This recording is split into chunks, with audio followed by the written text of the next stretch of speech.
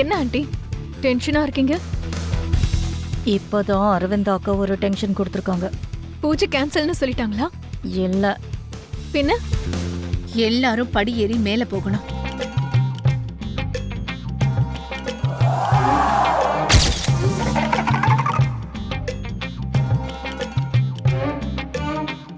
இதுதான் ட்விஸ்ட். இது பூஜை மாதிரி இல்ல, பனிஷ்மெண்ட் மாதிரி இருக்கு. உனக்கு கஷ்டமா இருந்துச்சுன்னா நீ வீட்டுக்கு போயிடுமா. மனிஷா ஜோக் பண்றா மாமா. இவ படி ஏறிடுவா. ஓ,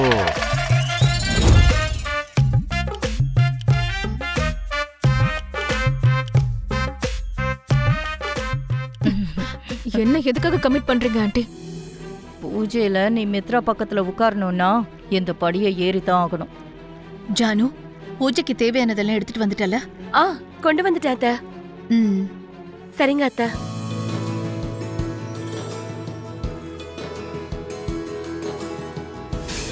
சரியா? அதை இங்க கீழே வச்சுட்டு இப்படி வந்து உட்காருமா. நானும் என் பொண்ணு லக்கி மட்டும்தான் உட்காருவோம்.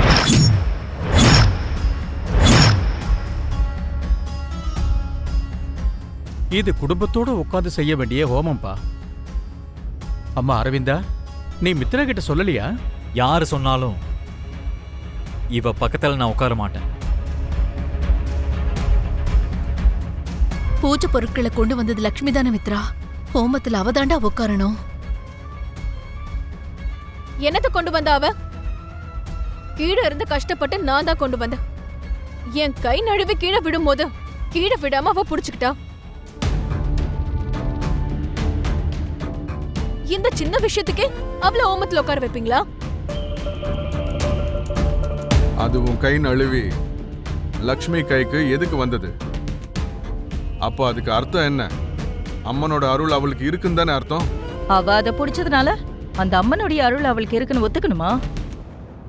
மனுஷாவால அந்த பூஜை பொருட்களை ஏன் மேல வரைக்கும் கொண்டு வர முடியல?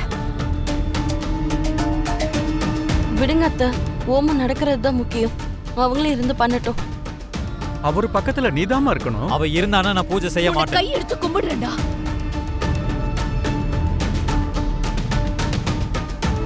இந்த ஹோமம் மனைவி கூட சேர்ந்து செய்யணும். சரி, மனைவி கூட உட்காந்து தான் பூஜை பண்ணணுங்கிறதுனால என் பக்கத்துல மனிஷா உட்காருவோம்.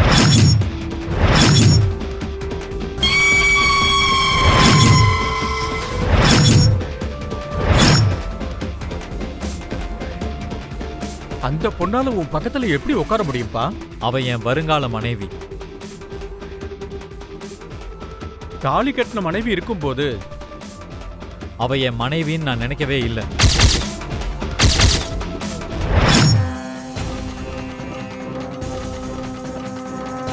உனக்கு கல்யாணம் ஆனது லட்சுமி கூட மித்ரா. ஆனா என் மனசு இப்ப மனிஷா கிட்ட இருக்கு. எங்க பேச்ச கேளு மித்ரா. தெய்வ சன்னிதானத்துல தெய்வத்தோட அருள் இருக்கிற லக்ஷ்மிய ஏமாத்த கூடாது. லக்ஷ்மிக்கு அப்படி என்ன தெய்வ அருள் இருக்கு? அந்த தெய்வ அருள் எனக்கு கிடையாதா? இருந்திருந்தா அது உன் கை நழுவி கீழே விழுந்திருக்காது. அந்த விஷயத்தை வச்சு நீங்க முடிவு பண்ணுவீங்களாக்கா? மனிஷாக்கு தெய்வத்தோட அருள் இருக்குன்னு நீ வேற எப்படி நிரூபிப்ப தேவியானே? நான் நிரூபிக்கிறேன். என்ன நிரூபிக்க போற? அதோ அங்க ஒரு புத்து இருக்கு, அதுல ஒரு பாம்பும் இருக்கு. நானும் லக்ஷ்மியும் அந்த புத்து கிட்ட போய் பாலை வைக்கிறோம். அந்த பாம்பு யார் வச்ச பாலை குடிக்குதோ அவங்களுக்கு தான் தெய்வத்தோட அருள் இருக்கு. அவங்க தான் மித்ரா பக்கத்துலயும் உட்காரணும்.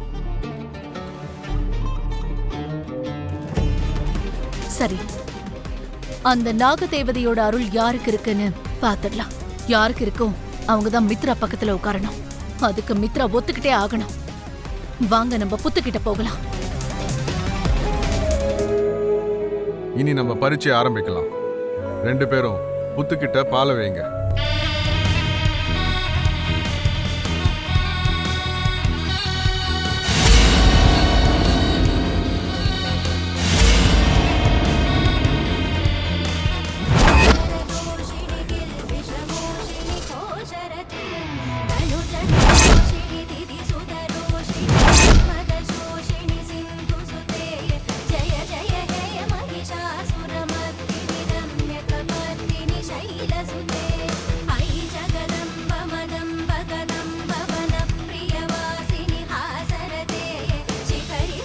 இந்த பரீட்சையில நீ ஜெயிக்கிறது கன்ஃபார்ம் மனிஷா.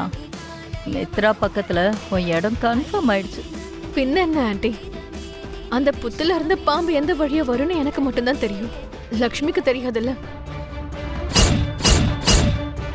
லக்ஷ்மி, நாக தேவதைய வணங்கிட்டு அந்த பால் அங்க வைமா.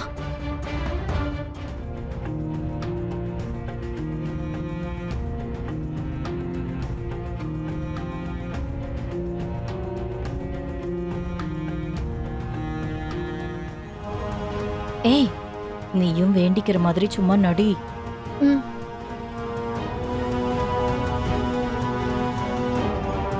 அம்மா நாகதேவதையே, நீங்க நான் வைக்கிற பாலை தான் வந்து குடிக்கணும். லக்ஷ்மி தோத்து போகணும். மித்ரா ஏன் பக்கத்துல தான் உட்காரணும். நாகதேவதையே, இந்த பரீட்சையில யார் ஜெயிச்சாலும் பரவாயில்ல, ஓமம் நடக்கணும். குழந்தைங்களுக்கு இருக்க கண்டம் போகணும். இனி நம்ம பரீட்சை ஆரம்பிக்கலாம். 2 பேரும் புத்துக்கிட்ட பாலை வைங்க.